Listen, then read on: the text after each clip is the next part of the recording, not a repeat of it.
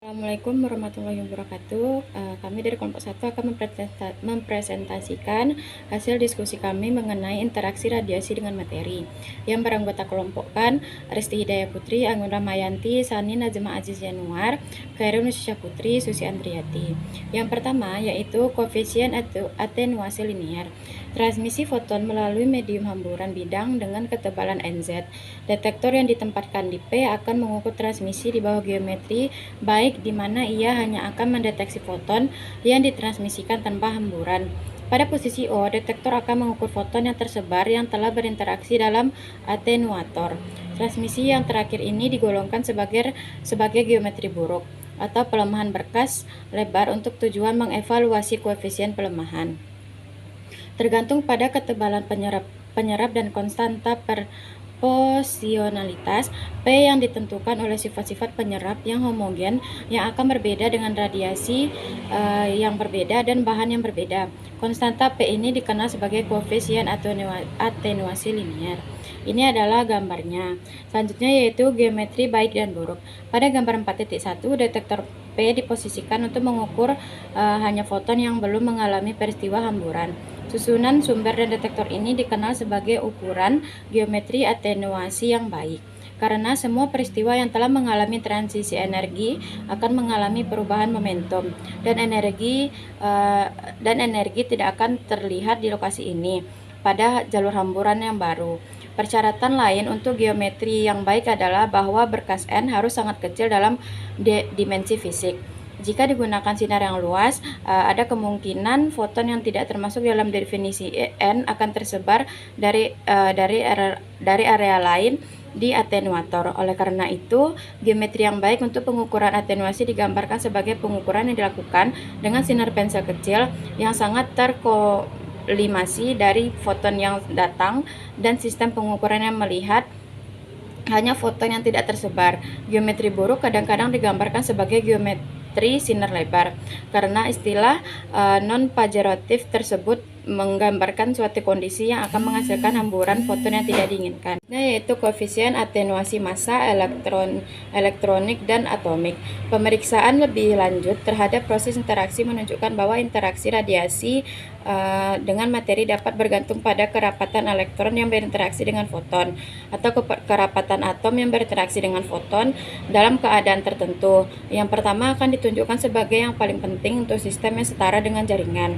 Tetapi untuk kasus umum, koefisien atenuasi dijelaskan dalam hal dimensi linear, dimensi massa satuan, dan yang secara sederhana terlihat dengan koefisien linear dengan kepadatan, probabilitas interaksi per elektron, dan probabilitas interaksi per atom.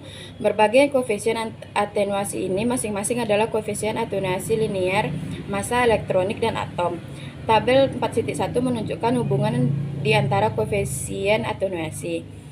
Faktor konversi yang diperlukan untuk mengubah bentuk koefisien atenuasi linear adalah N sebagai bilangan Avogadro, Na per A jumlah atom per gram, di mana A adalah berat atom atau berat molar unsur, Ne adalah jumlah elektron per gram bahan, P adalah massa jenis penyerap.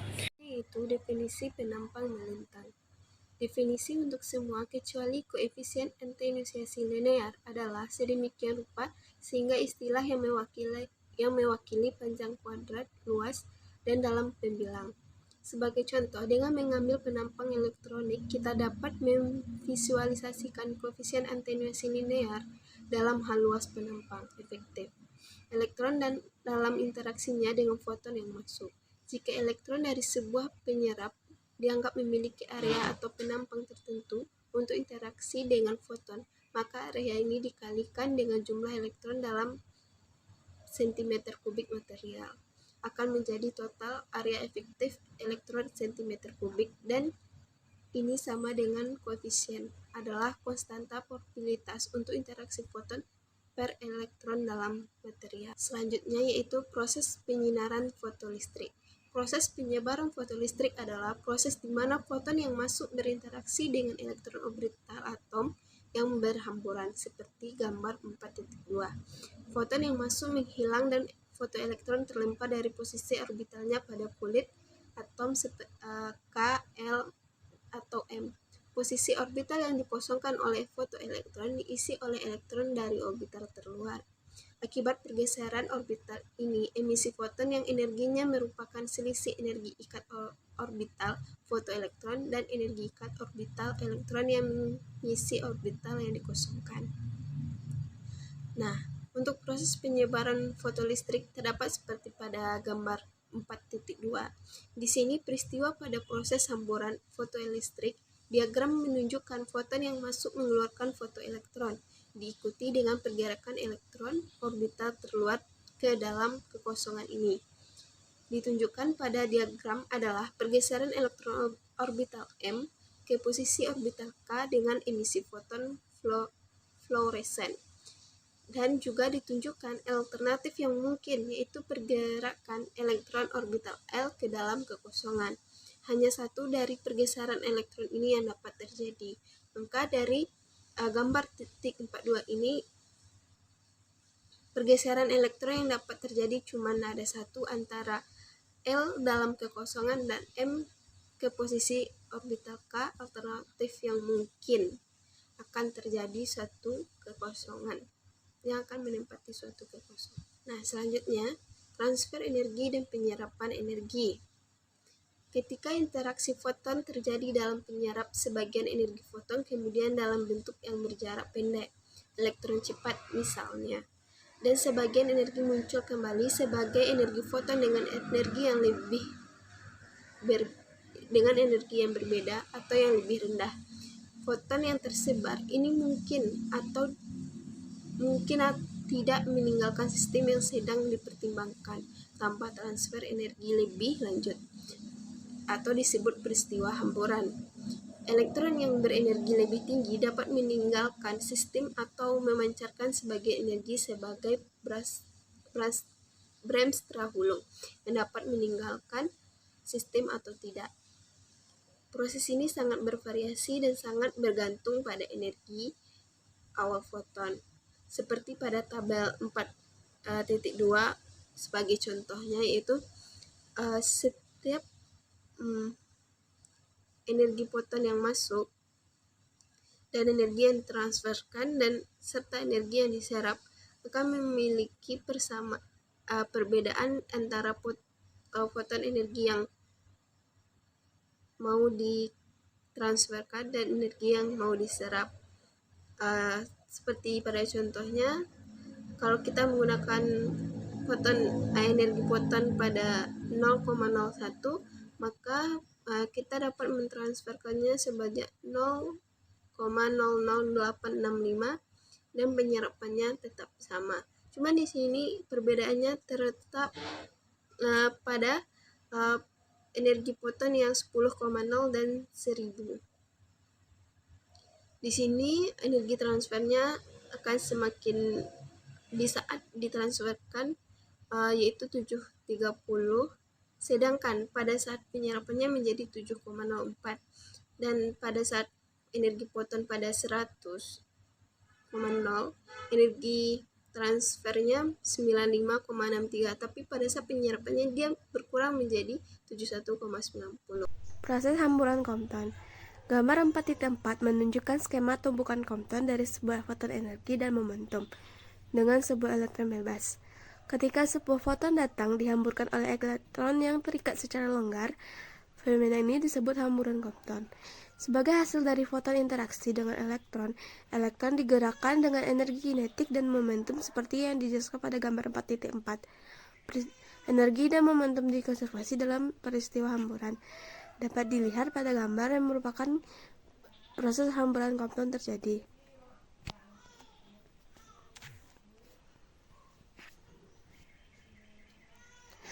Untuk foton berenergi rendah, apabila interaksi hamburan terjadi, sedikit energi yang ditransfer tanpa menunjukkan probabilitas interaksi. Ketika energi meningkat, transfer fraksional meningkat mendekati 1,0 untuk foton pada energi di atas 10-20 MeV. Untuk proses fotolistrik, terdapat penyerapan yang efisien dari energi yang ditransfer dalam sistem yang menyerupai jaringan di mana fotoelektron diasumsikan menyimpan sebagian besar energinya secara lokal. Dalam proses Compton, energi yang diserap bervariasi, kebalikan dengan energi yang ditransfer. Karena untuk elektron berenergi tinggi, sebagian kecil energi kinetik akan muncul kembali sebagai radiasi Bremsstrahlung. Selanjutnya yaitu energi elektron Compton. Secara umum, elektron mempunyai energi maksimum yang kurang dari energi foton. Misalnya, untuk energi foton datang sebesar 0,5 MeV, energi elektron maksimumnya adalah 0,331 MeV, dan untuk foton datang sebesar 1 MeV, energi elektron maksimumnya adalah 0,796 MeV. Selanjutnya yaitu efek energi pengikat elektron. Asumsi implisit dan terkadang eksplisit dari semua perhitungan hamburan Compton sebelumnya adalah bahwa elektron yang berinteraksi dengan foton yang datang adalah bebas. Artinya energi ikatnya nol atau hampir sama. Penampang total dengan asumsi elektron bebas menunjukkan bahwa koefisien menurun ke bawah secara monoton dengan meningkatnya energi, dan penampang total berada pada maksimum pada energi terendah. Selanjutnya yaitu produksi pasangan. Jika foton energi memasuki suatu materi dan mempunyai energi melebihi 1,02 MeV, maka foton tersebut dapat berinteraksi melalui suatu proses yang disebut produksi pasangan. Dalam mekanisme transfer energi ini, foton yang melintas di dekat inti atom terkena efek medan kuat dari inti atom dan mungkin menghilang sebagai foton dan muncul kembali sebagai pasangan elektron positif dan negatif.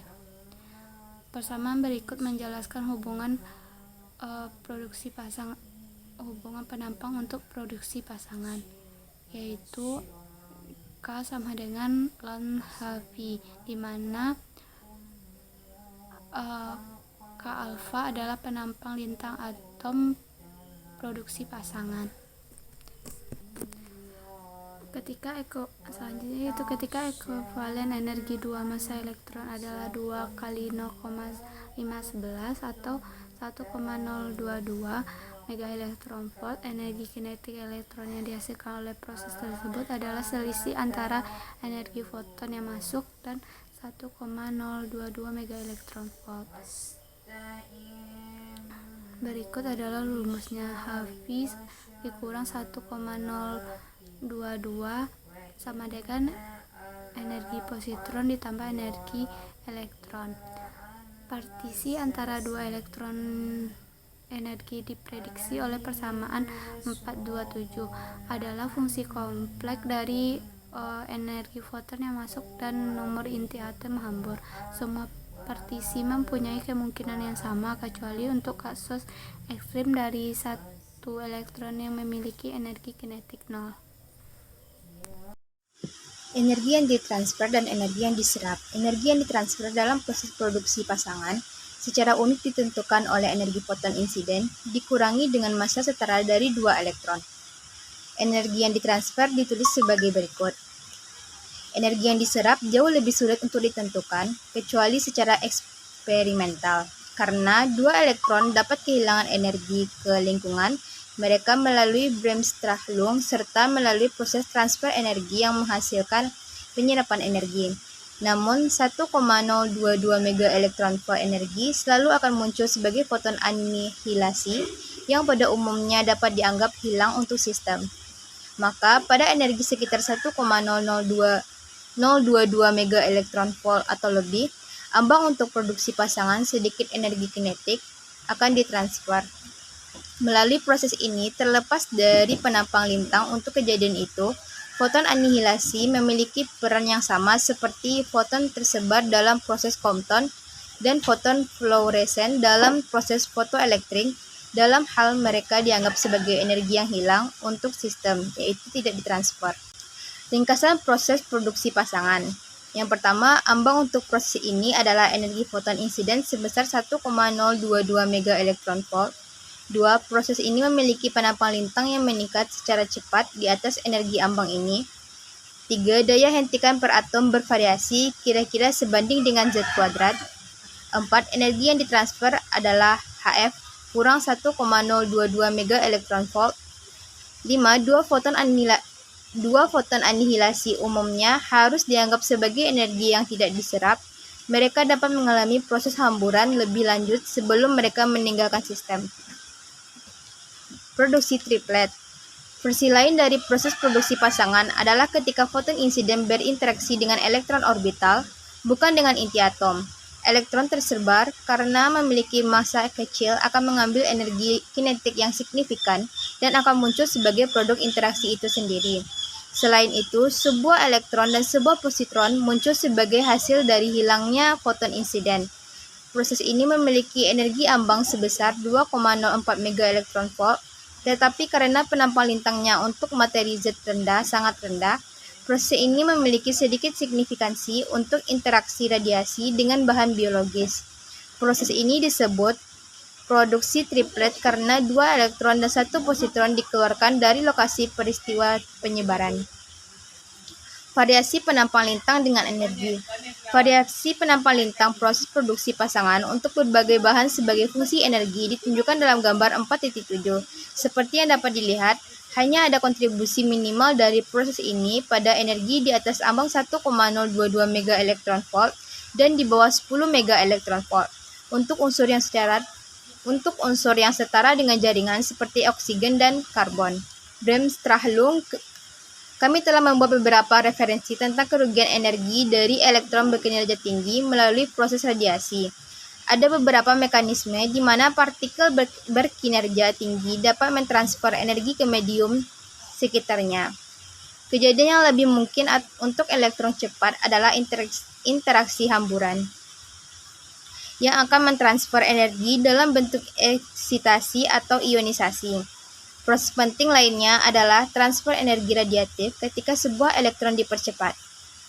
Ketika sebuah elektron atau partikel lainnya berkecepatan tinggi melewati inti, akan ada gaya Coulomb yang akan membelokkan jalur elektron.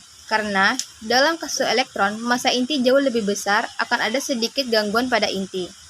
Pengembangan ekspresi umum untuk produksi Bremsstrahlung adalah sebagai berikut. Ketika sebuah partikel bermassa mp dan bermuatan Ze melewati dekat inti bermassa Mn dan bermuatan Ze, partikel proyektil akan mengalami gaya elektrostatistik yang mengakibatkan percepatan partikel tersebut. Percepatan inti berat diasumsikan tidak signifikan karena dianggap bahwa Mn jauh lebih besar dari M, karena muatan yang menjalani proses. Seperti gambar di bawah ini. Percepatan baik positif maupun negatif memancarkan energi pada tingkat yang berbanding lurus dengan kuadrat percepatan. Partikel yang dipercepat atau diperlambat akan memancarkan radiasi elektromagnetik. Karena menurut penalaran Colombik, percepatan berbanding lurus dengan Ze kuadrat per mp kuadrat. Kerugian energi radiatif akan sangat tergantung pada Z dan juga sangat tergantung pada inverse massa mp. Karena keduanya merupakan suku kuadrat. Memang penyerap dengan nomor atom yang tinggi jauh lebih penting untuk kerugian energi radiatif dan elektron yang ringan merupakan penyumbang yang jauh lebih penting daripada bahkan proton. Dari pertimbangan mekanika kuantum, Heitler 1954 merumuskan solusi untuk tingkat kerugian energi radiatif untuk elektron dengan energi. Yaitu kesimpulan. Terdapat beberapa kesimpulan yang dapat diambil. Yang pertama, koefisien anti-ioniasi linear adalah istilah yang mewakili panjang kuadrat luas dalam pembilang.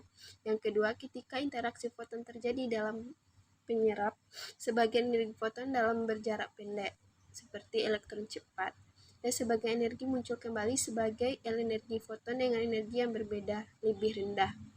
Foton yang tersebar ini mungkin atau mungkin tidak meninggalkan sistem yang sedang dipertimbangkan tanpa transfer energi lebih lanjut, seperti peristiwa hamburan. 3. Proses penyebaran fotolistrik adalah proses di mana foton yang masuk berinteraksi dengan elektron orbital atom yang berhamburan. Foton yang masuk menghilang dan fotoelektron terlempar dari posisi orbitalnya pada kulit atom K, L, atau M. Dan berinteraksi fotolistriknya kemungkinan besar terjadi jika energi foton yang datang lebih besar daripada energi elektron yang berinteraksi. Selanjutnya, ini adalah beberapa daftar pustaka atau referensi yang kami gunakan dalam tugas kami. Sekian, terima kasih.